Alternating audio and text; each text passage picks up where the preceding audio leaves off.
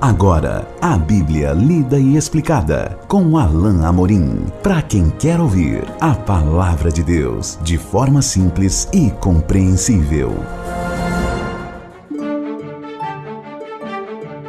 Olá, querido ouvinte, querida ouvinte, estamos de volta com o programa A Bíblia Lida e Explicada.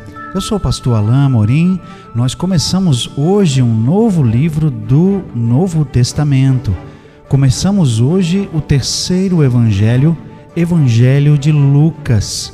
Vamos considerar hoje juntos os primeiros 4 versículos, que são, na verdade, uma introdução desse evangelho. Vamos também compartilhar algumas coisas interessantes sobre o autor e partes introdutórias desse importante evangelho que é chamado de Evangelho dos Gentios, ou o Evangelho Universal. Isso porque Lucas escreve com uma audiência não gentílica em mente, ou seja, ele escreveu para pessoas que não eram judeus. Ele escreveu para pessoas comuns daquela época, para que conhecessem o Evangelho. Por isso, Lucas é conhecido como o Evangelho Universal.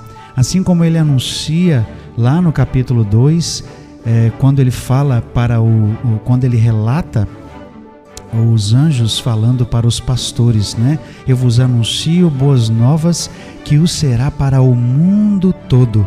Então o Evangelho de Lucas é o Evangelho Universal. Vamos então ler juntos o primeiro capítulo, os primeiros 4 versículos. Acompanhe comigo a leitura da bendita palavra de Deus. Visto que muitos houve que empreenderam uma narração coordenada dos fatos que entre nós se realizaram, conforme nos transmitiram os que desde o princípio foram deles testemunhas oculares e ministros da palavra, igualmente a mim me pareceu bem, depois de acurada investigação de tudo desde sua origem, dar-te por escrito, excelentíssimo Teófilo, uma exposição em ordem, para que tenhas plena certeza das verdades em que foste instruído. Algumas vezes, quando lemos certas partes do Novo Testamento, de livros do Novo Testamento, nós temos em alguns trechos algumas pistas, algumas observações que são colocadas ali para que nós possamos ter conhecimento acerca de como foi escrito o livro, das circunstâncias que levaram à escrita do livro, o seu autor, enfim, informações que corroboram a fidedignidade, que corroboram a verdade da palavra de Deus e de como ela chegou até nós. Esse é o caso do Evangelho de Lucas. E há algumas coisas interessantes sobre Lucas que talvez você não saiba e que são importantes para que saibamos, e nós vamos compartilhá-las aqui nesse começo, nessa introdução do Evangelho. Lucas é o único autor gentio da Bíblia. Ele é o único que não é judeu. Todos os outros autores humanos são judeus, foram judeus, melhor dizendo, mas Lucas não era. Lucas era grego. Lucas era bastante fluido, aliás, bastante fluente no grego. O Evangelho de Lucas e o livro de Atos têm o melhor grego de todo o Novo Testamento, exceto o livro de Hebreus. Lucas era médico. Ele é chamado por Paulo lá em Colossenses, capítulo 4, versículo 14, como o médico amado. Lucas foi companheiro das viagens de Paulo, testemunhou em primeira mão vários episódios na vida de Paulo, mas Lucas foi, assim como muitos, alguém que se converteu depois da morte de Jesus. É muito provável que Lucas tenha escrito o seu evangelho quando Paulo estava preso em Roma. Lucas o estava acompanhando, isso era por volta então do ano 60. Paulo ficou ali preso por 2 anos, de 60 a 62, e provavelmente nesse tempo Lucas fez a sua pesquisa e escreveu esse evangelho, e ato contínuo escreveu também o livro de Atos. Lucas nos dá algumas informações importantes aqui nessa introdução. E há uma coisa também importantíssima acerca do Evangelho de Lucas, que é reconhecida pelos principais estudiosos da Bíblia. É o fato de que Lucas implantou no seu Evangelho o sistema de datação da época. Nós não temos datas como nós sabemos hoje. Os marcadores antigos eram diferentes, mas Lucas se assemelha muito na forma de escrever, na verossimilhança, na veracidade e na forma de autenticidade conhecida na época. Lucas diz aqui no seu Evangelho que ele pesquisou, que ele consultou fontes, e por isso mesmo o relato que ele está aqui trazendo para Teófilo é um relato fidedigno, é um relato verdadeiro. Outra coisa interessante é que o Evangelho de Lucas, diferente dos outros evangelhos, foi endereçado particularmente e primariamente para uma pessoa. Seu nome é Teófilo.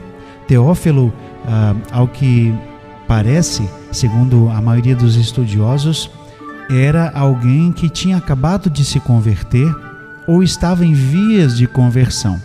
Eu creio que mais provavelmente alguém que tenha acabado de se converter e precisava conhecer acerca de Jesus. Teófilo é um nome grego que significa um que ama a Deus. Que nome interessante para alguém que acaba de se converter e que vai agora conhecer todo o relato da vida de Jesus, não é mesmo? O fato é que Lucas escreve, e algumas outras informações importantes nós temos aqui nesses versículos que iniciam o texto, o Evangelho. Visto que muitos houve que empreenderam uma narração coordenada dos fatos. Eu gosto dessa palavra, dos fatos. Lucas não estava registrando uma historinha para dormir. Lucas não estava relatando um conto de fadas, um mito. Lucas fala de fatos, coisas que verdadeiramente aconteceram, que ocorreram. E ele faz uma narração coordenada, ou seja, estruturada, bem delineada, preparada por ele com todo o cuidado para que Teófilo soubesse, não é? E ele reconhece também que outros já tinham escrito. Talvez seja uma menção aos outros evangelhos, Marcos e Mateus, que já tinham sido escritos, e talvez também seja uma menção a outras tentativas e que não estão registradas, claro, na Bíblia, de pessoas que tentaram relatar a vida de Jesus. Conforme nos transmitiram os que desde o princípio foram deles testemunhas oculares, como nos diz aqui Lucas. Ele buscou conhecer a verdade dos fatos justamente com aqueles que foram testemunhas oculares. Naquele tempo, essa era a principal fonte e a fonte mais verdadeira, fidedigna de fatos. Eram as testemunhas oculares. Ou seja, Lucas fez aqui uma busca das fontes primárias da vida de Jesus, aqueles que estiveram com ele, seus discípulos, talvez algumas das mulheres que Lucas menciona tantas vezes, Maria, mãe de Jesus, Maria Madalena, algumas das pessoas mais próximas que estiveram com Jesus e que com certeza poderiam transmitir com verossimilhança, com fidedignidade tudo aquilo que Jesus ensinou. E o verso 3 então nos traz: igualmente a mim me pareceu bem, depois de acurada investigação de tudo desde sua origem. Lucas aqui nos informa que desde o princípio, desde o início, e o que nós veremos no estudo de Lucas, de um modo muito interessante, é que ele é o único, por exemplo, que menciona os eventos que antecederam o próprio nascimento de Jesus. A chegada de João Batista, por exemplo, os seus pais, o sacerdote Zacarias e a sua mãe Isabel, enfim, desde o início, desde a origem, Lucas diz que está relatando aqui depois de acurada investigação. Meus queridos, nós podemos ter absoluta certeza e segurança de que aquilo que temos no Novo Testamento, de que aquilo que temos na Bíblia é a verdade, que foi relatado de forma cuidadosa, que foi pesquisado de forma cuidadosa, no caso de Lucas, porque ele consultou as fontes primárias, aqueles que eram testemunhas oculares. Esse é o caso de Lucas e o caso do Evangelho de Marcos, que estudamos agora recentemente, porque Lucas e Marcos escreveram por meio daqueles que testemunharam. Mas nós temos também relatos de pessoas que testemunharam em primeira mão, que foram testemunhas oculares, como é o caso do Evangelho de Mateus e também do Evangelho de João, que estudaremos logo após o Evangelho de Lucas. Assim, nós temos aqui um relato cuidadoso e cuidadosamente escrito, para que a verdade dos fatos fosse conhecida, fosse relatada e fosse pregada. E essa verdade, meu querido ouvinte, minha querida ouvinte, chega até nós hoje, por meio da palavra de Deus, por meio da Bíblia, que foi transmitida, que foi preservada de forma cuidadosa, para que pudéssemos conhecer a verdade sobre o Senhor Jesus. E como o Senhor Jesus disse, a palavra de Deus é a verdade, e a verdade é aquela que liberta. Por isso o Senhor disse: conhecereis a verdade, e a verdade vos libertará. Então, Lucas diz que depois de acurada investigação de tudo, desde sua origem, ele então deu por escrito ao excelentíssimo Teófilo uma exposição em ordem, ou seja, uma mostra da verdade de forma ordenada, não é?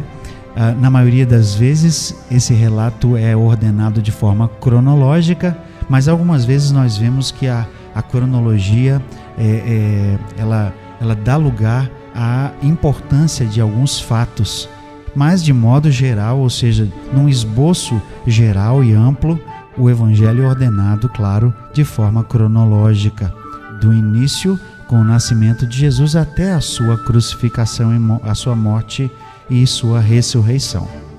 Não é? Por fim, o verso 4 diz assim: para que tenhas plena certeza das verdades em que foste instruído. Por isso eu creio que ele já era um novo convertido, que ele era alguém que cria em Jesus, porque ele já tinha sido instruído na fé. E agora Lucas escreve com um objetivo tão importante. Perceba, querido ouvinte, querida ouvinte, para que tenhas plena certeza das verdades.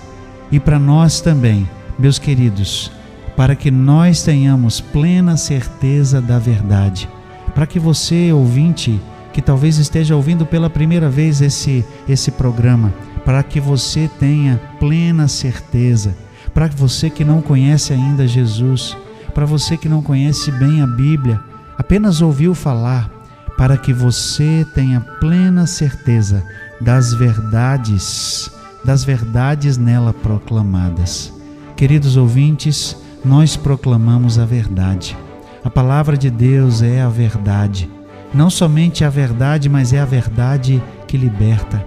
É a verdade que traz a salvação, porque Cristo é aquele que salva, que liberta. É o único pelo qual nós podemos ser salvos. Por isso, meus queridos ouvintes desse programa, eu convido vocês a caminhar conosco agora pelo Evangelho de Lucas, caminhando conosco, buscando conhecer, descobrir a eterna verdade da Palavra de Deus. Vamos juntos caminhar por esse importante Evangelho, estudando versículo a versículo, capítulo a capítulo, desvendando aqui esse texto maravilhoso da Palavra de Deus. Nós vamos continuar o nosso estudo no nosso próximo encontro. Até lá, que Deus abençoe a sua vida. Acesse agora nossa plataforma e baixe os podcasts www.rede316.com.br. A Bíblia lida e explicada com Alain Amorim.